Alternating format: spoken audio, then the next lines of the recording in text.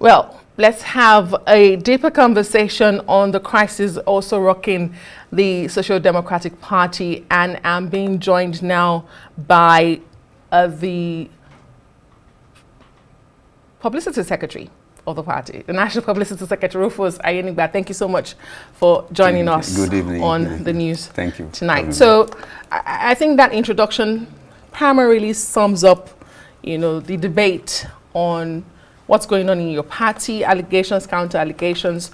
I spoke with Mr. Gbem yesterday. He sat in that chair, and he did say that the NWC meeting did not hold yesterday. He says he hasn't been served any petitions of your allegations. So can you tell Nigerians what exactly happened? Where did you suspend him? Where did the meeting hold? And who was present in the meeting? Thank you for having me. It is an honor to be here. This is about Nigeria. This is about efforts to deepen democracy. We want to make contributions to democratic consolidation in Nigeria. We have this burden, and the burden is that Nigerians are looking up to SDP to provide credible alternative for national redemption. And so we have a duty to be the credible political party that we people see us to be.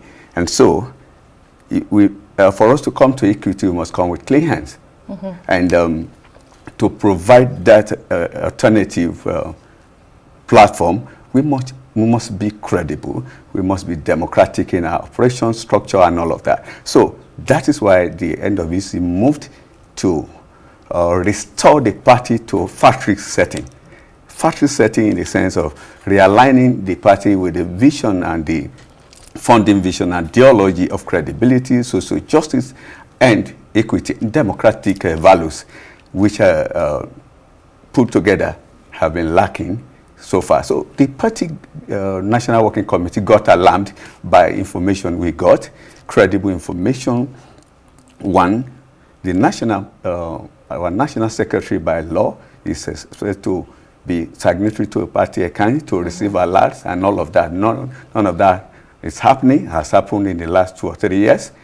We have a situation where the alerts of the transactions and all of that is solely done by the chairman with one other person that he chose to do that with, even sidelining the legitimate authority, which is the treasurer or the financial secretary, all of this. So in the course of this, we got worried, mm-hmm. and we put up machinery in motion to gather information, to know exactly what is the state of our finance. And we got alarmed by what information we got.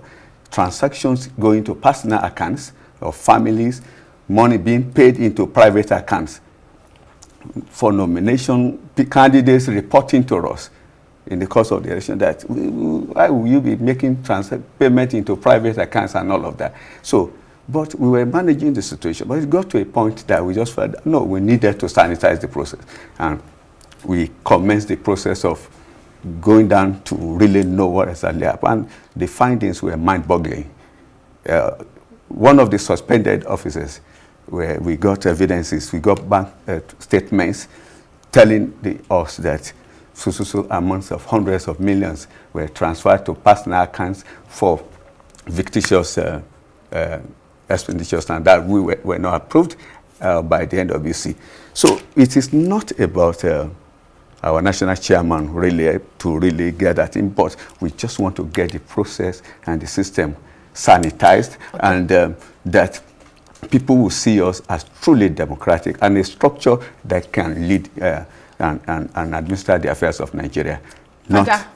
Fantastic. You said it's not about the chairman, but your statement was clear yesterday. No, what I'm saying about his post is not an attack on him. It's not an attack on him, but your statement was clear. Yes. That he was being suspended alongside two others. He remained suspended, and those 2 other guys. For serious accusations such as embezzlement, and funds and missing and all of that. So he's taking it personal because it is his person. No, what we're saying is his office and this leadership style and all of that got us into this mess. But he occupies the office. Yes. So but I believe my question to you was, where did the meeting hold and how did you suspend him? Because he says no meeting held So we're talking about due process here. Yes. You talked about going to FCT with clean hands. Thank you very much. Yes. We have had series of meetings.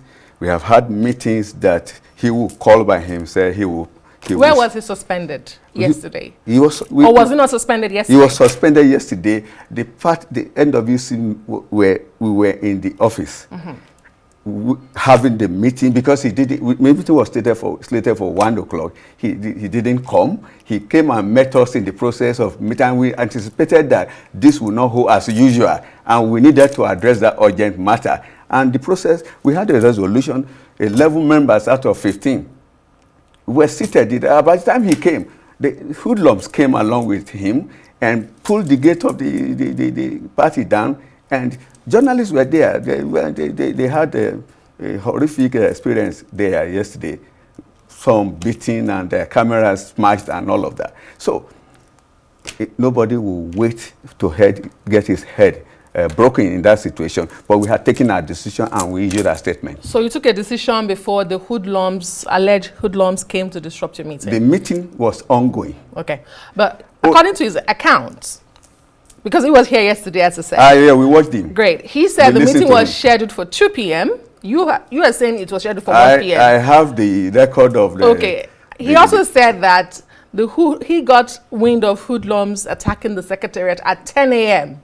and he moved to the secretariat 30 minutes after peace was restored, and he was at the secretariat till 6 p.m. And so no meeting held between 10 a.m. and 6 p.m. And so the meeting did not hold to suspend him. That's aside. Let me ask you, you say there are overwhelming evidence presented, but he also says that your party's accounts were properly audited by not just INEC, but also external auditors, and publications were made in 2 national dailies as required by the law.